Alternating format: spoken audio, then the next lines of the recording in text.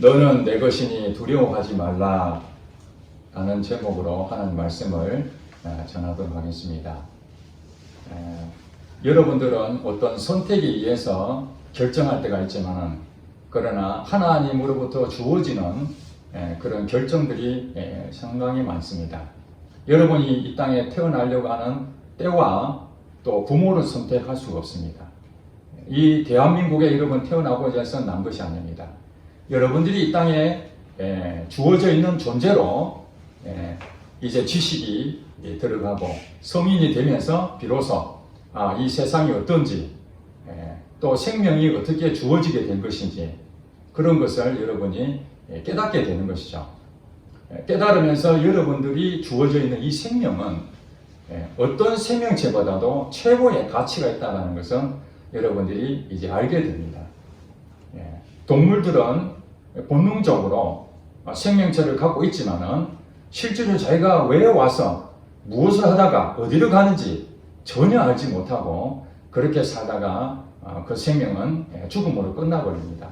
그러나 사람은 이 땅에 와서 되어지는 모든 창조물들을 다 보게 되는 것이죠. 그런데 우리가 알아야 될 것은 이제 지식으로 우리가 이성을 가지고 있기 때문에 이 되어지는 것을 깨달아졌지만은 그러나 만약입니다. 만약에 하나님이 안 계시고 하나님이 존재가 없다라고 한다면은 그저 우리 물질 세계만 존재하는 그 생명체만 있다면은 어떻게 되었을까요? 아마 많은 사람들은 머리로 다 이해가 된다 하지만은 이제 내 죽음 이후에 끝이라는 것을 생각할 때에 우리가 사는 이 삶이 과연 무엇인가? 이 질문 앞에 대답을 시원하게 할 자가 아무도 없는 것이죠. 그래서 이 철학자들을 통해서 우리가 간접적으로 그들의 고뇌하고 이 삶이 무엇인지, 인생이 무엇인지, 우리에게 준 이 최고의 생명체가 도대체 어떻게 살아야 가치 있는지 그런 것들을 고민했던 그런 것 중에 도저히 답이 없다. 허무주의, 염세주의, 비관주의. 그래서 정말 지식을 가지고 있고 많은 가지고 있는 사람들도 한 세상 끝나는 것으로 그냥 생을 그냥 허무하게 마치는 사람들이 너무나 많습니다. 교회 다니지 않는 불신자들을 보면은 여러분이 더 많이 알 수 있을 것입니다. 그들은 미래가 없습니다. 이 세상밖에 없기 때문에 오로지 목적을 성취하기 위해서 수단과 방법을 가리지 아니하고 돈을 끌어모은다든지 높아지려고 한다든지 자기 이익을 위해서 그렇게 사는 사람들이 굉장히 많습니다. 이것이 하나님이 이 세상을 창조하지 아니하고 그냥 자연스럽게 진화라는 그 이론처럼 그렇게 생겨났다면 우리가 최고의 가치라고 생각하는 이 생명체야말로 가장 불행할 수밖에 없습니다. 동물들은 아무것도 모르니까 그냥 죽어도 아무 문제가 없는데 우리는 이 태어나서 이 모든 되어지는 것들을 볼 때에 무엇인가 확실한 것을 잡지 못하고 끝을 낸다면 불행할 수밖에 없는 것이죠. 예를 들어서 감옥에 들어가 있는 사람이 본인이 감옥에 들어갔는지도 모르고 있으면 불행하지 않습니다. 그러나 자기가 갇혀있고 자유가 없고 이런 걸 느끼면서 감옥에 있는 사람들은 얼마나 답답하겠습니까? 아무리 좋은 밥을 준다 하더라도 이 감옥에서 탈출해야 되겠다 이런 생각을 가질 수밖에 없죠. 그러나 종신형을 받은 사람들, 사형 선고를 받은 사람들은 평생 못 나오잖아요. 희망이 없는 겁니다. 바로 그렇습니다. 하나님이 안 계신다면 우리는 이 감옥과 같은 생활 속에서 평생 그렇게 살 수밖에 없는 자유라고 하지만은 제한적인 자유야. 거기에서 기쁨을 누리고 거기에서 행복을 누리지만은 결국엔 아무것도 남기지 못하고 떠날 수밖에 없다는 것입니다. 그런데 감사하게도 하나님이 계신다는 것입니다. 그 하나님이 존재하시기 때문에 희망이 보이는 것입니다. 이 최고의 생명체를 주신 하나님을 우리가 만날 수 있기 때문에 우리의 그 삶이 이제는 염세주의나 허무주의나 비관주의로 빠지지 아니하고 이제 미래와 희망이 보이는 것입니다. 내가 살아야 될 목적이 분명해지는 것입니다. 저는 그것을 깨닫고 정말 하나님 앞에 너무 감사한 거예요. 이 사람의 가치가 얼마나 큰지 모릅니다. 그 사람의 가치 상상할 수가 없습니다. 여러분 5만 원짜리 그 돈이 있지 않습니까? 그 5만 원이라고 쓰여져 있는 심사임당 그 노란 그 종이 한 장이지만은 그 안에 무엇이 있습니까? 5만 원이라는 가치가 있습니다.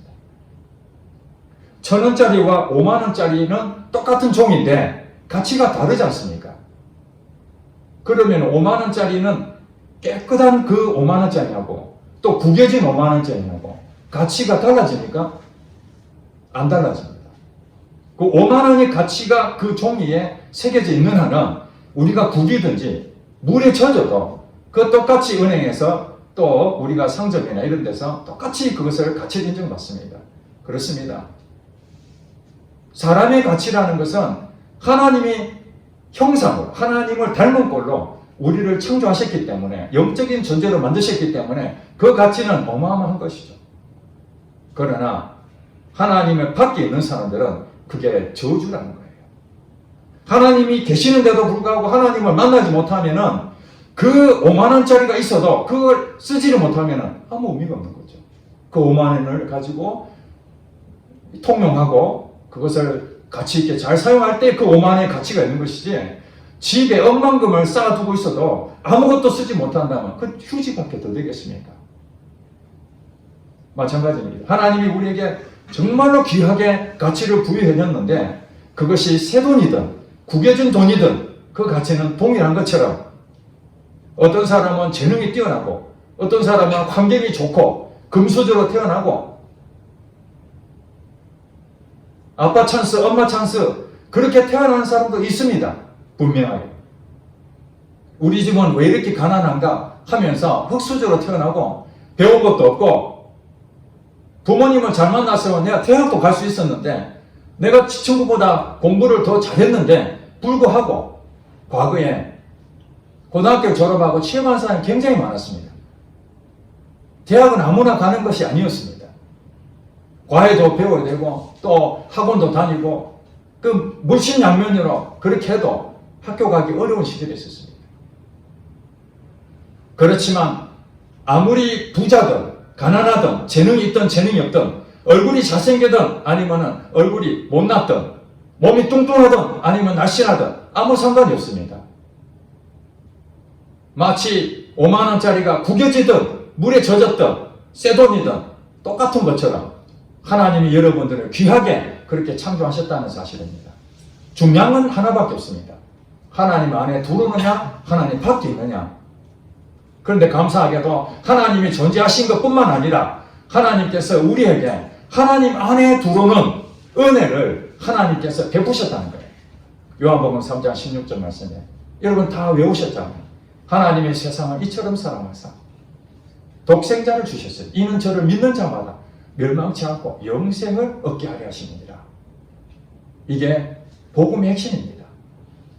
많은 사람들이 죄를 보면서 지옥에 영원히 갈 수밖에 없는데 사람으로 태어난 그 가치를 가지고 있는데도 하등에 쓸데없는 삶을 살다가 결국엔 멸망의 길로 가는 그들에게 하나님께서는 너의 존재 가치가 5만 원짜리라는 그 부분에서 구겨지든 어쨌든 상관없이 너가 그것을 얼마든지 사용할 수 있다. 쓰임받을 수 있다. 그런 것처럼 하나님은 우리에게 사람의 형상으로 사람을 하나님 형상으로 만든 모든 존재하는 자들에게는 하나님 은혜를 베푸신다는 거예요.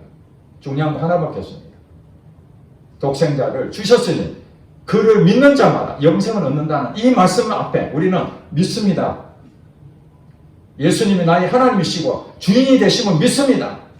이 고백에 바로 하나님의 신분이 우리의 삶이 사람의 가치가 완전히 옛날에는 제대로 된 가치였지만 그것을 쓰지도 못하고 엉망진창으로 그냥 처박혀 있었는데 이제 그것이 양지로 나와서 유통이 되는 그렇게 쓰임받을 수 있는 유일한 방법은 예수님을 만나는 수밖에 없다는 거예요.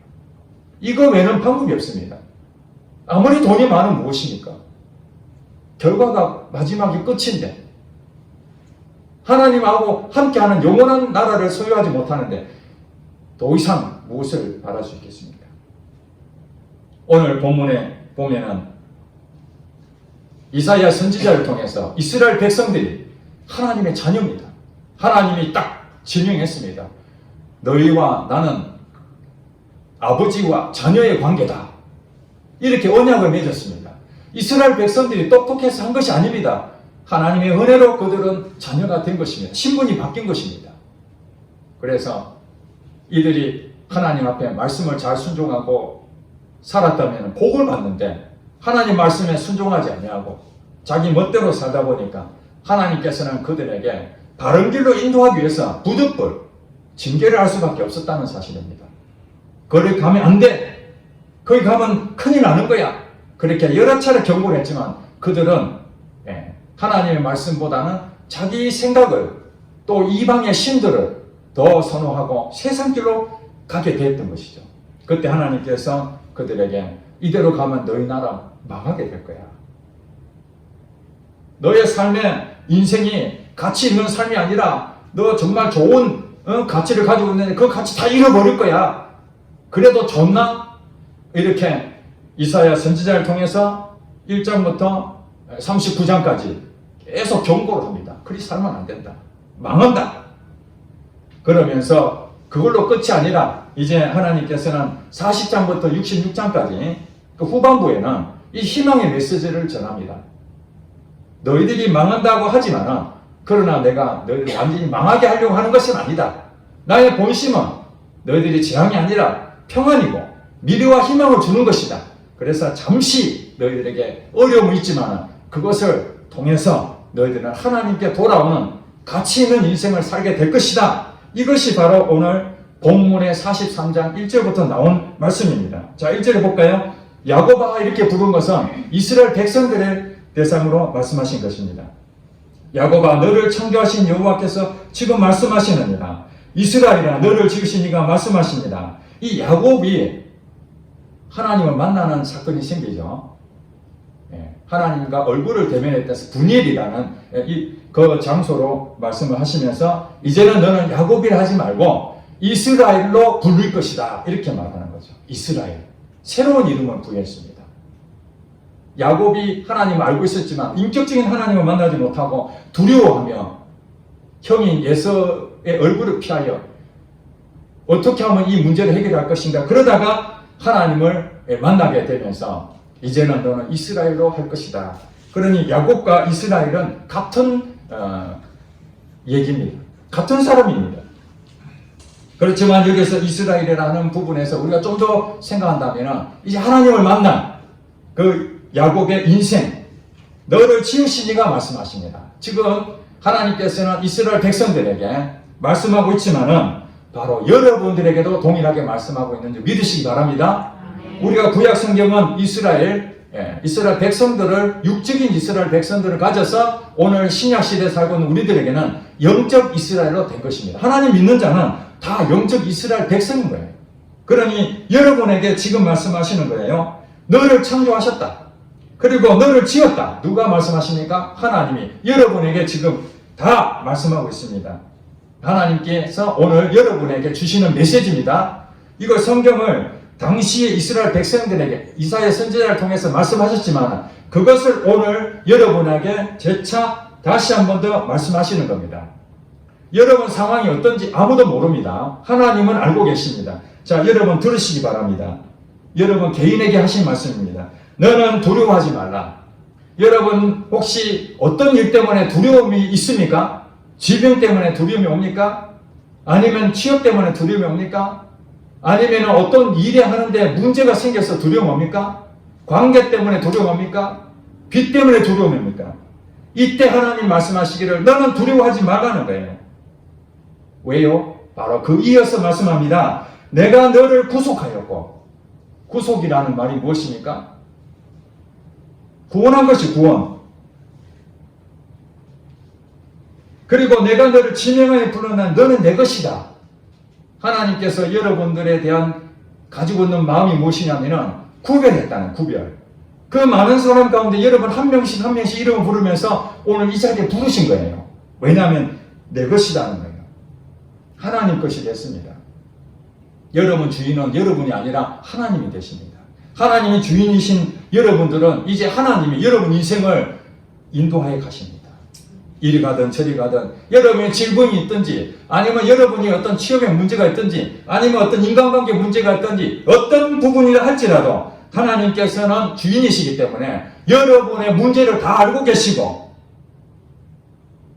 여러분들에게 그 모든 해결의 능력을 하나님께서 공급하신다는 사실입니다. 그것을 이제 풀어서 이렇게 말씀하십니다. 지명하여 불렀나니 너는 내 것이다 그렇게 말씀하시면서 2절에 이렇게 말씀하십니다. 내가 물 가운데로 지날 때에 내가 너와 함께 할 것이니라. 그리고 강을 건널 때에 물이 너를 침몰하지 못할 것이며 네가 불 가운데로 지날 때에 타지도 아니할 것이요 불꽃이 너를 사르지도 못하리다. 이렇게 2절에 말씀하셨습니다. 자, 여러분 이걸 보시면서 어떤 생각이 드십니까? 지금 말씀하신 내용이 아무 어려움이 없도록 하겠다 이 얘기입니까? 그렇게 여러분이 이해했다면 그건 오해한 겁니다. 사실은 많은 사람들이 하나님을 믿게 되면 예수님을 나의 주인으로 믿게 되면 자기 인생에 조금 더 힘든 일이 없고 질병도 안 생기고 고통도 없고 돈도 많이 벌고 축복을 쏟아 부어질 줄로 착각하신 분들이 많습니다. 그래서 힘든 것이 없다라는 것이 자랑거리가 되고 돈 많이 벌었다는 게 자랑거리가 되고 나는 건강하다는 건 자랑거리가 되고 난 남들보다 재능이 뛰어난 그것을 자랑거리가 됩니다. 하나님에 대해서 오해하신 것입니다. 2절의 말씀을 다시 한번 보세요. 너가 물 가운데로 지날 때에 여기서 물 가운데를 지난다는 말이 무슨 말입니까? 여러분들이 물 가운데 지나면 위험해요? 안 위험해요? 위험한 일이 온다는 거죠. 어려움이 있다는 것이 없다는 것이에요. 어려움이 있다는 것이죠. 여러분 취업을 해야 되는데 그 취업이 잘할 수 있도록 여러분들이 만약에 의대를 갔다고 합시다. 그러면은 특별한 경우 아니면은 학교 수업을 잘 마치고 또 의사고시 합격만 되면은 의사가 되는 건 자연적인 현상입니다. 그렇지 않습니까? 그 사람이 내가 지금 취업을 할 수 있을까? 이렇게 걱정한 사람은 어리석은 걱정이죠. 길이 열려 있습니다.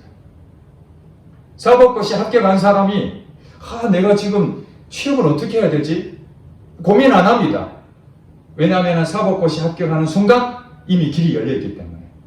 그렇게 잘 된다면 사실은 하나님이 하셨구나 이렇게 할 수 있는데 왜 사법고시에 매번 떨어지게 만드시고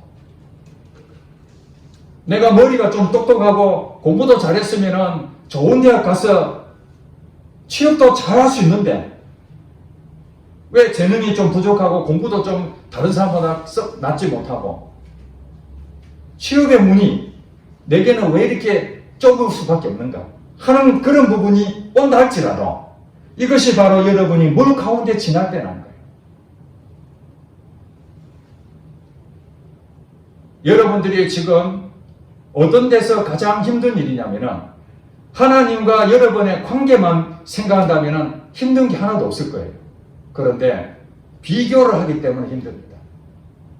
다른 친구들은 이렇게 잘 풀리는데 한 번만에 그냥 합격을 하고 진급도 잘하고 머리도 좋아서 전문직 부분에서도 뛰어나게 그것을 잘해서 인정받는데 왜 나는 그것을 잘 안 되지?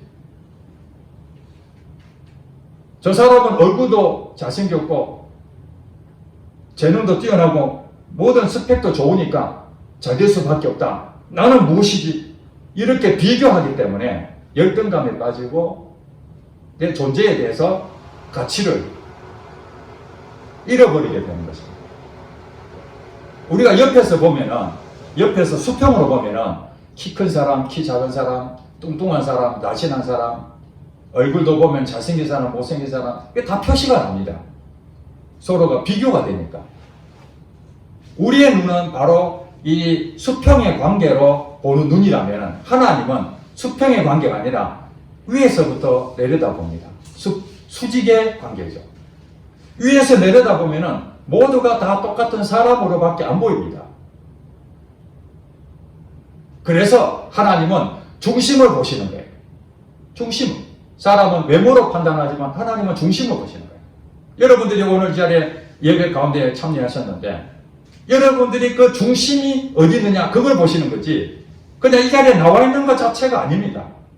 사람마다 이 자리에 1000명이 앉아 있을 수도 있고 10,000명이 앉아 있을 수도 있습니다. 아니면 10명이 앉아 있을 수도 있습니다. 그러나 하나님 받으시는 것은 여기에 몇 명이 앉아 있느냐가 중요한 것이 아니라 그 한 사람 한 사람이 어떤 마음을 가지고 이 자리에 앉아 있느냐 하는 것이 하나님은 위에서 바라보시기 때문에 그렇습니다. 그러니까 우리는 열등감 때문에 상대방하고의 비교로 인해서 열등감, 그것은 사단이 주는 거예요. 그것 때문에 두려워하는 거예요. 주변 사람들이 실패하는 모습 보고 나도 실패하면 어떡하지? 이것 때문에 걱정하고 근심하고 염려하게 되는 것이죠. 그러나 하나님께서는 여러분들을 창조하셨다는 것이에요. 물 가운데 지날 때 어려움을 당하지만 내가 너와 함께한다. 이 사실을 믿으시기 바랍니다. 내가 너와 함께한다. 이건 굉장히 중요한 것입니다. 혼자 걸으라면 힘들죠. 같이 능력 있는 누군가 나와 함께 간다면 든든합니다. 하나님의 존재를 여러분들이 무시하지 마시기 바랍니다. 머리로만 생각하는 하나님은 여러분들의 어떤 삶에 아무것도 도움이 안 됩니다. 그러나 여러분들이 정말 성경에서 말하는 이 말씀, 오늘 이 말씀이 여러분에게 직접 말씀하신 하나님의 음성으로 듣는다면 그렇지, 내가 물 가운데 지날 때도 하나님 나와 함께 하시지. 이것을 여러분들이 믿음으로 받아들이고 있어야 돼. 이게 딱 중심이 되어 있어야 돼. 그래서 요셉의 여러분들 어려움을 많이 당한 자 있잖아요. 그가 잘못해서 그렇습니까? 아니잖아요. 정말 하나님을 잘 섬기고 하나님 안에서 그래 하나님께서 오늘 말씀하신 것처럼 내가 너를 구속하였고 내가 너를 지명하여 불렀니 넌 내 것이다. 이렇게 요셉을 불러서 애굽 땅에 팔려가가지고 종살이 하면서 그런 상황인데도 불구하고 하나님께서 뭐라고 합니까? 여호와께서 그와 함께 하시니 형통하였더라. 종이에서 해방된 것도 아니고 감옥에 안 들어간 것도 아닙니다. 어려움을 다 겪는데도 하나님께서 그와 함께 하시니 형통하였더라. 오늘 예수 믿는 우리들은 문제를 해결해 달라고 하시지만은 하나님께서는 때로는 여러분들이 정말 힘들 때 문제를 해결해 주시는 하나님이시지만 그 문제를 해결해 주는 것보다도 그 문제를 이길 힘을 주신다는 사실.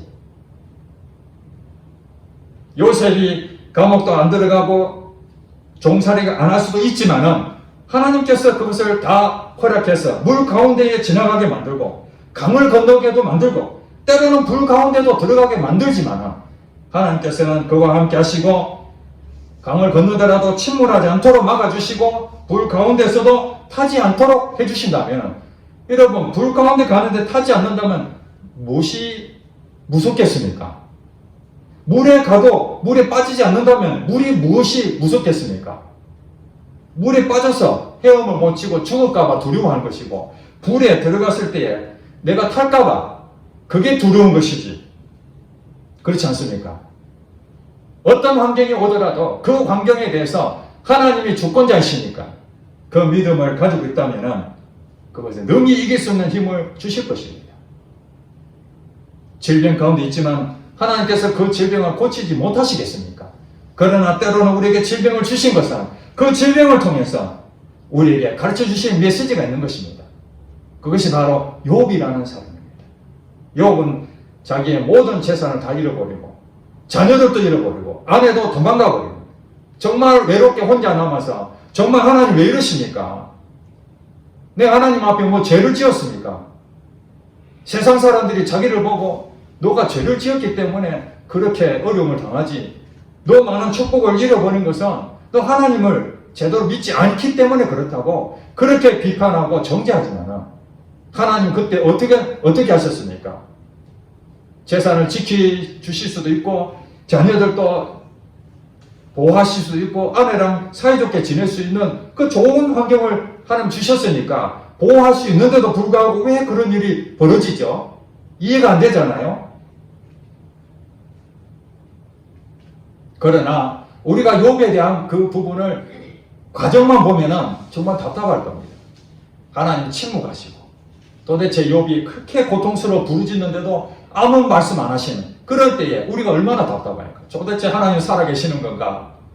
내 몸이 이렇게 아픈데 하나님 정말 내 몸에 대해서 뭐 좀 생각하고 계시는가? 문제가 지금 많은데 이 문제에 대해서 하나님은 고민하고 계시는가? 이런 생각도 가질 수 있습니다. 그러나 나중에 하나님께서 욥에게 나타나셔서 이 우주 만물을 창조하신 하나님의 그 창조에 대한 얘기를 쭉 설명을 해줍니다.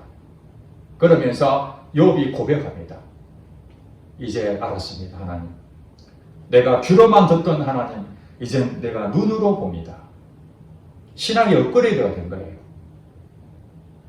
욥의 인생 가운데에 어려움을 당하지 않았을 때는 그저 하나님의 지식으로 하나님은 살아계신다고 믿고 죄를 범하지 않기 위해서 율법도 철저히 지키고 예배도 잘 드리고 봉사도 열심히 하고 자녀들에게도 신앙교육을 바르게 하고 이런 부분에 힘을 썼지만 그때 다 귀로만 듣는 하나님이었던 거예요.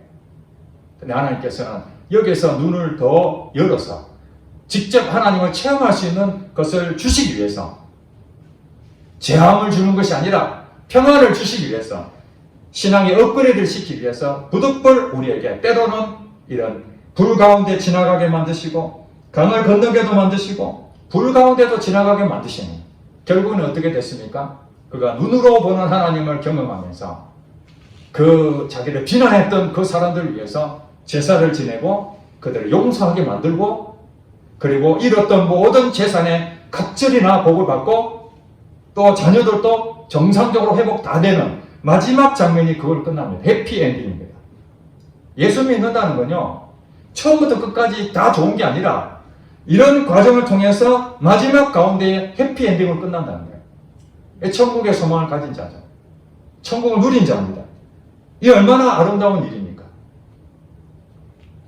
다윗이 그렇게 고백했습니다. 여호와는 나의 목자시니 내게 부족함이 없다. 다윗은 여러분 아시다시피 쉽게 왕이 된 사람이 아닙니다. 왕이 되려고 애를 쓴 사람도 아닙니다. 아버지와 형제들에게도 별로 인정받지 못하는 양의 똥이나 치우는 목동 정도밖에 안 됐습니다.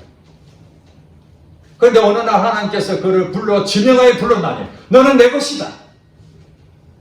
딱 하나님 손에 붙잡힌 그 다윗이야말로 자기 인생을 자기가 계획한 것이 아닌데 하나님이 그 인생 가운데 계획을 갖고 들어가니까 그의 인생에 성령의 기름 부으심을 통해서 그가 왕으로 기름을 붓고 오랜 세월 동안 그 어려운 과정을 통해서 하나님과 밀접한 관계에서 귀로만 듣던 하나님이 눈으로 보는 하나님으로 경험하고 왕이 되고 그래서 그의 마지막에 뭐라고 얘기합니까? 다윗의 길로 간 자는 바른 길로 간다고 성경이 끊임없이 얘기합니다. 모든 왕들은 두 가지 길로 가는데 여로보암의 길, 그건 악인의 길이 가는 거죠. 왕은 왕인데 잘못된 길로 가는 여로보암 길로 가는 사람과 다윗의 길, 옳은 길로 가는 사람, 이 두 갈래 길이 있다. 하나님께서는 이 다윗의 길로 가는 그 사람들에게 다윗이 고백하도록 그 어려움을 통해서 고백하도록 시편을 쓰게 만든 거예요. 그래서 시편을 보면은 공감할 사람들은 바로 다윗과 같은 경험을 한 사람만이 그 시편의 말씀이 내 말씀이 되는 겁니다. 경험하지 못하면 그것을 이해할 수가 없어요. 하나님 말씀이 그렇습니다. 여호와는 나의 목자시니 내게 부족함이 없다. 하나님과 관계를 바로 서 있는 사람들은 바로 이런 고백을 가지고 있는 거예요. 물론 돈도 많이 없고 건강도 원활하지 못하고 약을 먹어야 되고 취업에 대해서 걱정도 해야 되고 언제 회사가 문을 닫을지 모르는 그런 상황이 있지만 우리 집사님이 기도하신 것처럼 정치도 불안하고 경제도 지금 어려운 상황에서 세계가 지금 물가의 문제 때문에 심각한 전쟁과 서로 갈등과 어떤 새로운 세계의 변화가 너무너무 빠르니까 우리가 쫓아가지 못하는 이런 사회에서 우리는 어떻게 신앙생활을 해야 될 것인가? 하나님 말씀하십니다. 두려워하지 말라. 너는 내 것이다. 두려워하지 말라. 너는 내 것이다. 경제가 완전히 불황을 겪든지 아니면 물가가 엄청나게 뛰든지 정치가 문제가 심각하든지 세계 정세가 여러분이 생각하지 않는 대로 간다 할지라도 여러분들은 두려워하지 말라. 내가 너를 구속하였고 내가 너를 지명하여 불렀나니 너는 내 것이다. 아무리 취업하는 것이 어렵다 할지라도 여러분에게 길을 여신다는 사실.